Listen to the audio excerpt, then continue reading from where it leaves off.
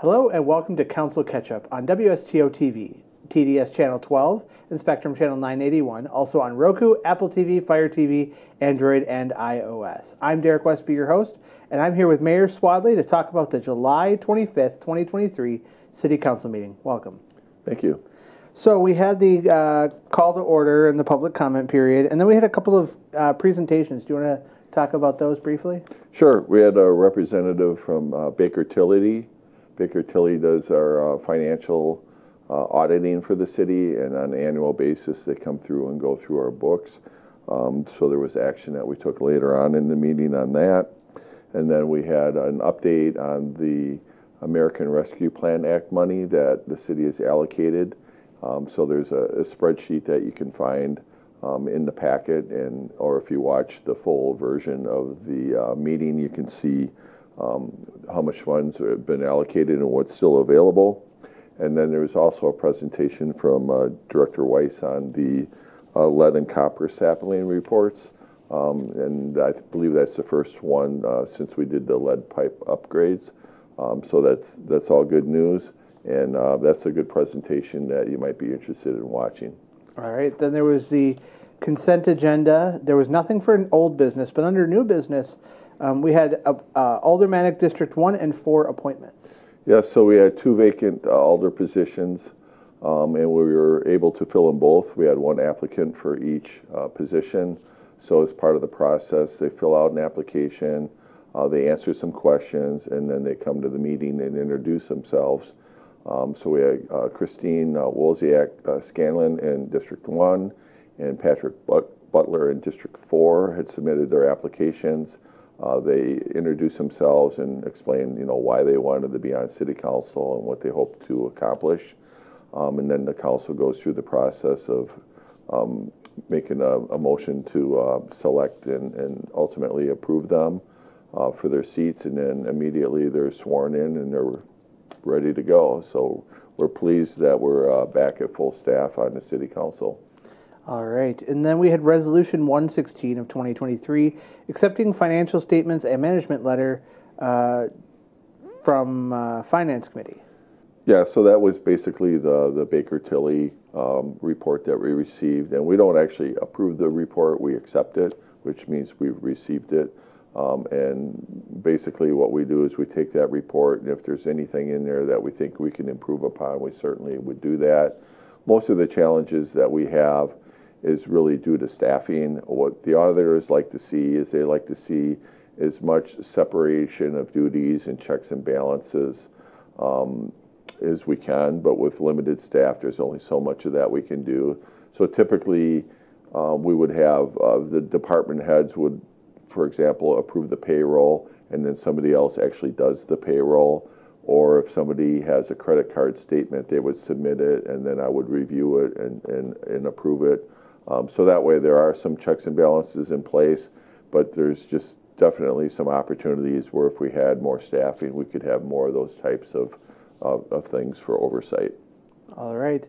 Resolution 119 of 2023, a preliminary plat for lots 1, 3, and 4 within the 51 West subdivision. So the 51 West subdivision on the west side between Stoughton Lumbers and Rutland Dunn Town Line Road, we have some 0 lot line duplexes that will be being built out there. And basically we go through a process in order to get those lots approved for those. And we expect those to be built at any time now. So there's a total of, I believe, 18 units. So it's an affordable way for people to have home ownership. It's going to be in an area where there's more growth expected. So, having different options and different price points has certainly been one of our city initiatives for people that want to move to Stoughton and have ownership. Okay, Resolution 120 of 2023, preliminary condominium plat for 839 through 981 North Page. Yeah, so this is actually commercial property. So there's the Pantry gas station there. There's the strip mall that has, there's a liquor store, Famous Yetis is in there. And then there also, there's one lot that's vacant that could be built, and then some storage units. And my understanding is there's new ownership there, and they just kind of want to split off the buildings as condos. It gives them some flexibility for the ownership. And then oftentimes on the business condos, the different owners of the buildings would be responsible for sharing the costs on things like snow removal and landscaping. Okay. And then item number 10 and 11, those both go together. That's a chalet subdivision. Yeah, so Chalet Drive, years ago, there was a cul-de-sac that was platted out there for potentially building some duplexes. And the owner of the property has decided that instead of putting the road in, they would utilize the frontage on Chalet Drive. Ultimately, they'd like to put 2 or 3 duplexes in that area. There's been some changes in federal legislation on wetlands and what they call delineation, when you basically fill in the wetlands or alter them. And while we're trying to learn more about the rules to that, the developer would like to proceed at least with a phase 1, which would be one of the up to 3 buildings that he would be able to do. So basically what we were doing is redoing the lots in the certified survey map, and then to zone those lots to be able to be zoned properly to build that duplex. Okay. Resolution 122 is the partial release of a platted public utility easement. Yeah, so there was a request on a property to basically eliminate a utility easement that's not being utilized. This one here was actually postponed. We'll see it again at the next meeting. They're going to work on some of the language, so we'll explain more about that at the next council catch-up. All right. Engagement letter, City of Stoughton Anderson annexation. Yeah, so the Anderson annexation would be the property that Stoughton Trailers is looking at on the west side of Highway 51, between where 51 West development and the lot that is on the corner of B where the dirt pile is. There's a lot there that's still owned by the Linneroods. And the attorneys, basically we need a waiver because our firm works with not only the city but with the township as well. Okay. And then resolution 123, acceptance of public improvements for the Parker Cole Edition. The Parker Cole Edition is the duplexes that are being built on Isham Street, and I believe they're all sold and nearly completed. And the public improvements are typically for the infrastructure work in order to serve those lots. Typically it's sewer, water, roads, sidewalks, those types of things. And once the developer completes all the public improvements and they go through the punch list, then we go through a formal process in order to accept them. Oftentimes the stormwater is one of the last things that is completed. We want to make sure that everything is functioning properly before we accept the public improvements. All right. And then ordinance 24, it's a first reading about prohibiting fishing in city-owned stormwater ponds that use mechanical aeration devices.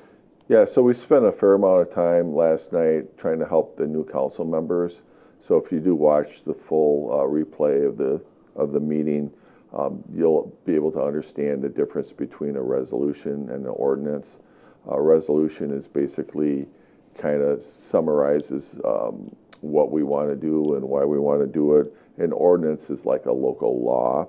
And whenever we do zoning, we have to do it through an ordinance, which takes two readings.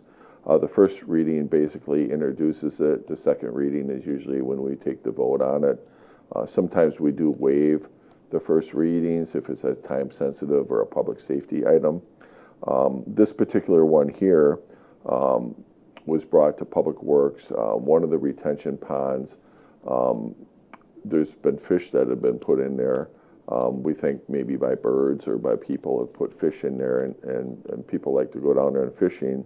But unfortunately, in this particular pond, which is at Eastwood Estates, and then there's another one at Rotary Park, they have these aerator devices in the pond. And what's been happening is when they've been fishing, they've been casting out there, and the fishing line is wrapped around the propeller device and burnt up the pumps, and they're well over $1,000 to replace that particular pond. We've replaced 2 pumps, so we really decided that we needed to put an ordinance together to prohibit fishing down there, which is really unfortunate, but you know, it's really expensive to replace these things.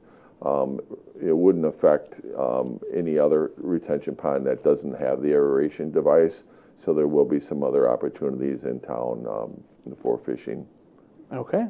And then the last item on the agenda was appointments to standing committees. Yeah, so since we swore in the 2 new council members, we have to assign them to the standing committees.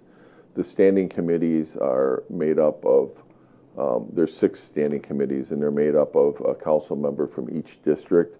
So basically, the alders that were sworn in last night inherited the positions that were there from the previous council members. So in the District 1, it was for Public Works and the Community Affairs Council Policy Committee. And in District 4, it was the Public Safety and the Park and Recreation Committee. All right, and that's all we had for the July 25th, 2023 council agenda. We'll see you after the next council meeting for another council catch-up. Have a great day.